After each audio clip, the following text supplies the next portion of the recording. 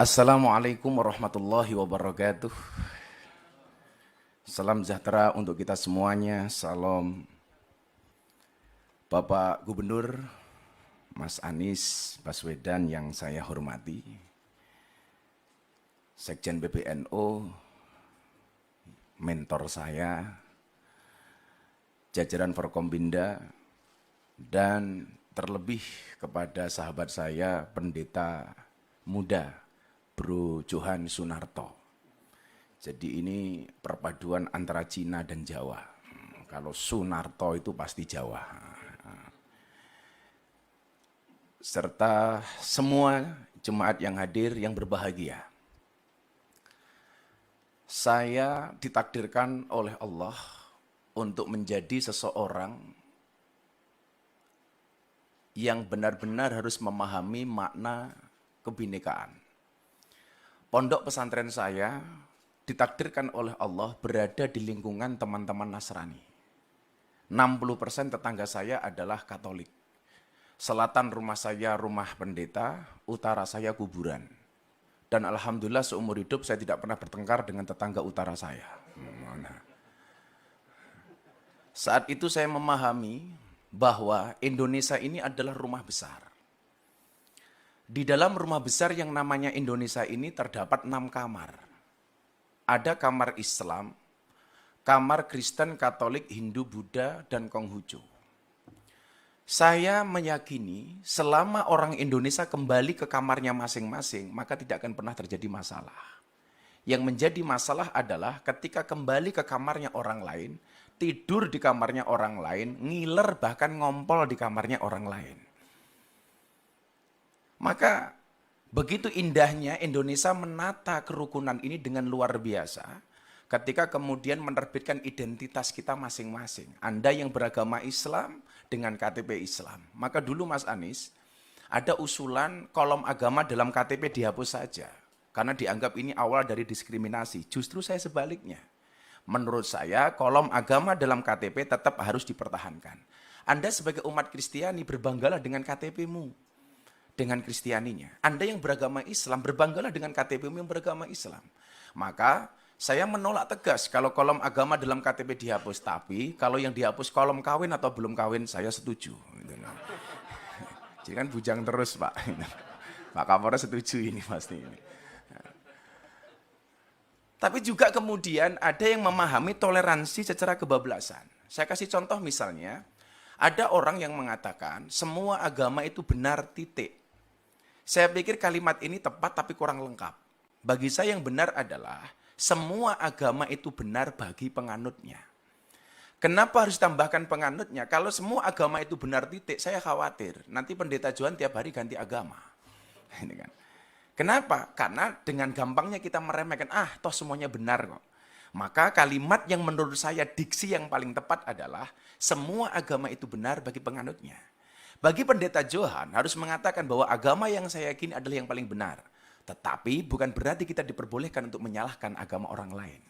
Makanya kemudian di dalam surat Al-An'am, dalam Al-Quran, Allah Subhanahu wa Ta'ala berfirman, dan janganlah kamu memaki sesembahan selain Allah, karena mereka nanti akan memaki Allah dengan melampaui batas tanpa pengetahuan. Sederhananya adalah, kalau kamu tidak mau agamamu dihina oleh orang lain, maka jangan pernah kamu menghina agama orang lain. Bahkan Rasulullah pernah mengatakan, mau nggak orang tua kamu dihina? Mana mungkin, wahai Rasul, kami menghina orang tua kami.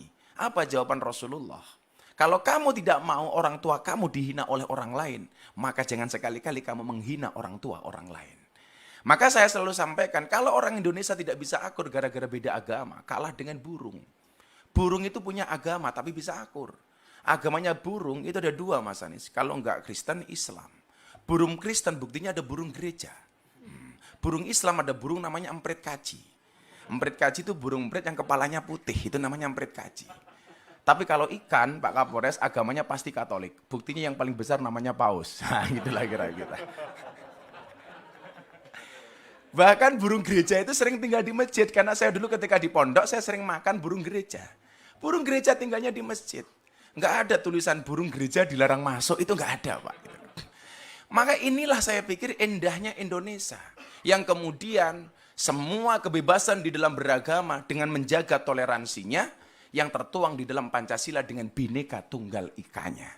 Maka sekali lagi, kalau kemudian kita bisa kembali ke kamarnya masing-masing, tidak akan terjadi masalah. Ingat Bapak Ibu, saya mencatat, toleransi menjadi sulit ketika orang lupa bahwa beragama itu untuk mengatur diri sendiri, bukan mengatur orang lain. Banyak orang beragama yang bahkan belum menggenapi pelaksanaan nilai agama untuk dirinya sendiri, tapi sibuk ngurusi perilaku orang lain. Tentunya ini kurang dibenarkan.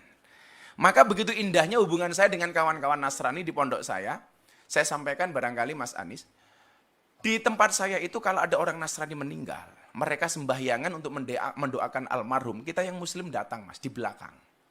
Kita nungguin, begitu nanti jatahnya makan, kita makan bareng. Ketika ada orang Islam meninggal dunia, kita tahlilan, teman-teman jemaat gereja nunggu di belakang. Ketika jatahnya makan-makan, kita makan bareng. Akidahnya tetap masing-masing, tetapi muamalahnya bisa kita lakukan bareng-bareng. Kalau Idul Fitri seperti ini, kawan-kawan saya Nasrani masak Pak. Hasil masakannya dibagi ke semua warga kampung, baik yang beragama Islam maupun yang beragama Nasrani. Begitu Natal tiba, kawan-kawan Islam gantian yang masak, dibagi ke seluruh kampung. Maka saya teringat kemudian dengan cerita Nabi Ibrahim alaihissalam ketika masak kemudian tetangganya dipanggil. Nabi Ibrahim itu dikasih gelar kekasihnya Allah gara-gara suka traktir orang. Bulan Ramadan ini saya belum ditraktir sama Mas Anies, belum.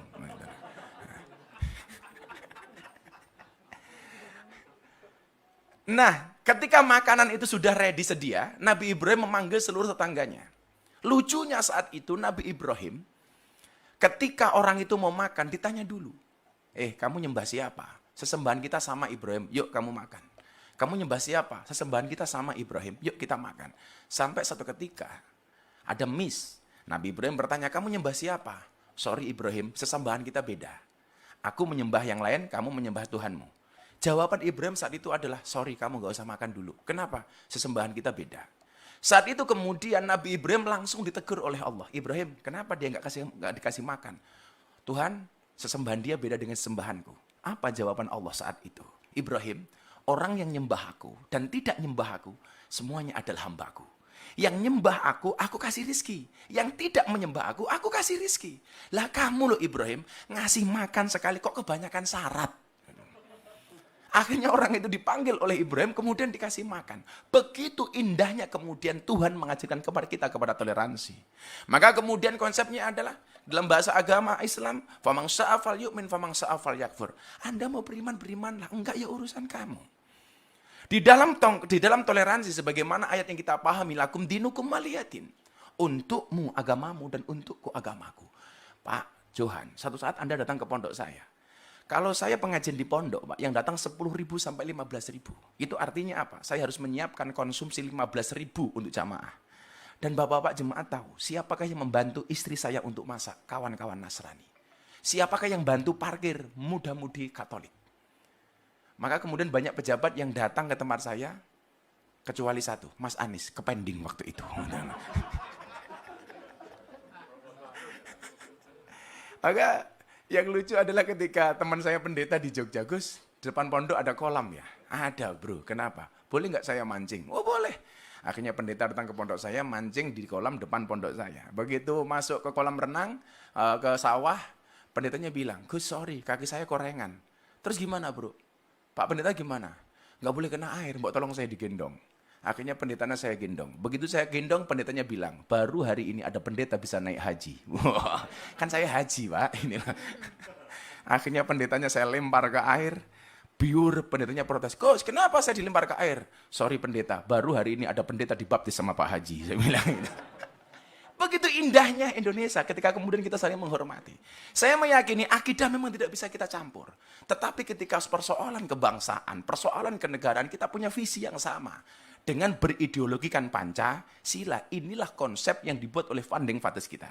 Barangkali untuk mengakhiri ini, Pak Gubernur, Pak Pendeta, dan semuanya, saya sampaikan, di saat aku menggenggam tasbihku, dan kamu menggenggam salibmu, di saat aku beribadah ke Istiqlal, namun engkau ke katedral, Di saat bioku tertulis Allah Subhanahu wa taala dan biomu tertulis Yesus Kristus. Di saat aku mengucap assalamualaikum dan kamu mengucap salam. Di saat aku mengeja Al-Qur'an dan kamu mengeja Alkitabmu. Kita berbeda saat memanggil nama Tuhan. Tentang aku yang menengadakan tangan dan kau yang melipatkan tangan saat berdoa. Aku, kamu, kita. Bukan istiqlal dan katedral yang ditakdirkan berdiri berhadapan dengan perbedaan namun tetap harmonis. Andai saja mereka memiliki nyawa, apa tidak mungkin mereka saling mencintai dan menghormati antara satu dan yang lainnya. Terima kasih. Salam. Assalamualaikum warahmatullahi wabarakatuh.